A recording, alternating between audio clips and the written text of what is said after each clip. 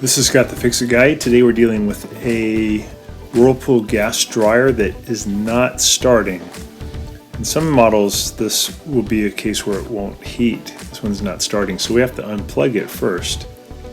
And we're going to be replacing the thermal fuse that's on the back. So I have to take off a total of 5 screws off the back. These are 1/4 inch screws that hold on the back panel, and there's 2 on each side and 1 on the top, and then this panel can come right off. So made sure it was unplugged, and usually the thermal fuse will pop and either cut power to the whole mechanism so it doesn't start, or just the heating part. And it's pretty easy to fix. They only cost about $10 to $15 for the thermal fuse. So we took the back off, and then this little thing down here, this white piece, is the thermal fuse. I'm going to take one of the wires off, and I'm going to set my continuity tester just to test it to see if current can pass through these 2 terminals. So I heard it beep, and I should hear it beep when I touch these 2 terminals, but nothing. That means the fuse is popped. So we're going to take that fuse out. There's just one little screw holding it in. Usually it's 1/4 inch screw, and this time this one's a Phillips head screw. So we pull that one out. We're going to lift the fuse up to get it out. So once you undo the screw, just make it go up to your left 45 degrees. It'll come right out. Here's the part number for the new one, for the thermal fuse.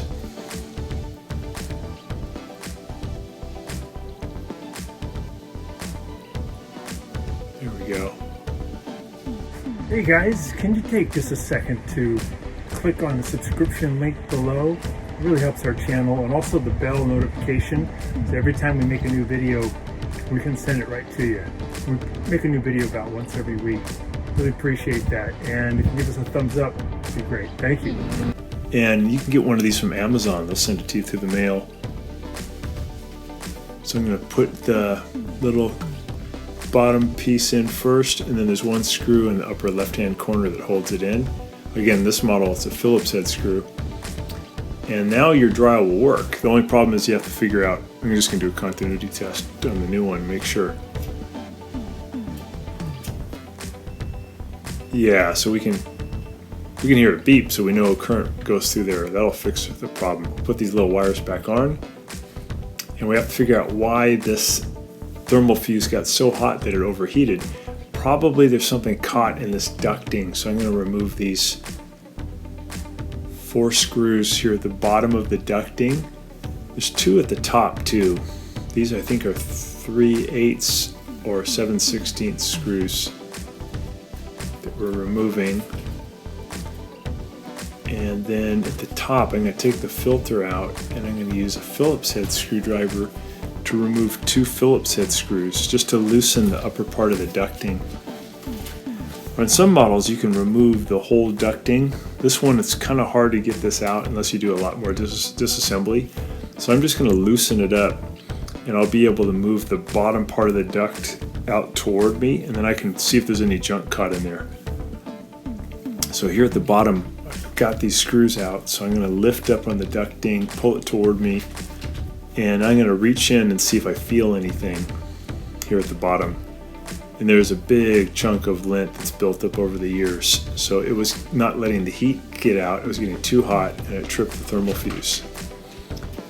There's a big big clog in there. So now it's going to dry a lot better too. Sometimes there's also a big clog in the vent tube that brings the hot air and moisture out from the dryer out of your house. So you can check that too. But in this case it was caught here in the ducting. So I'm just going to put all these screws back in, these 2 Phillips head screws here at the top first, and put it all back together, and we'll have a functioning dryer again for a pretty cheap part. So the thermal fuse blows so that it won't heat up to a point where there's a fire. So it's a pretty good safety device.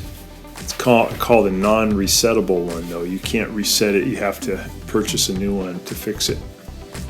And if you don't figure out where the clog is, it'll burn through another fuse pretty fast. So this repair works, but make sure you figure out where in the vent system the clog was. This time it was in the ducting, but a lot of times it's in the vent tube, or it's at the very end of the vent tube where it leaves your house. There's a clog.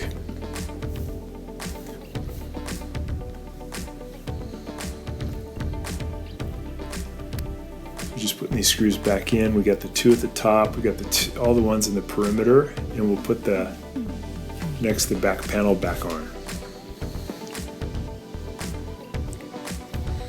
So this is a Series 70 Whirlpool dryer, but the Series 70, 80, and 90, and a lot of the Whirlpool dryers have this common little thermal fuse.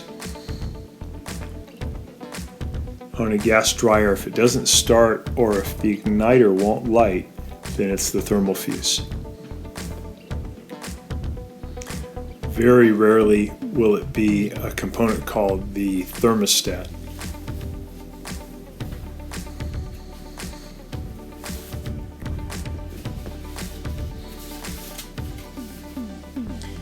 Before I did the dryer repair, I did confirm that there was power at the outlet, that I was getting voltage at the outlet, because sometimes the breaker's just tripped and you can reset the breaker and then you're okay, but there was power at the outlet, so I knew that it was a problem inside the dryer.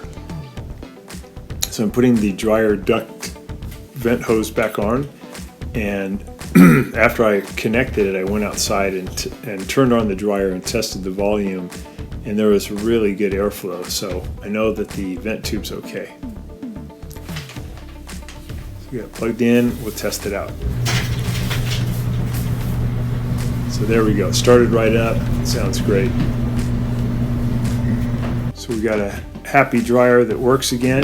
Thanks so much for watching our video. Please leave any comments or questions in the comment section below. We really appreciate that.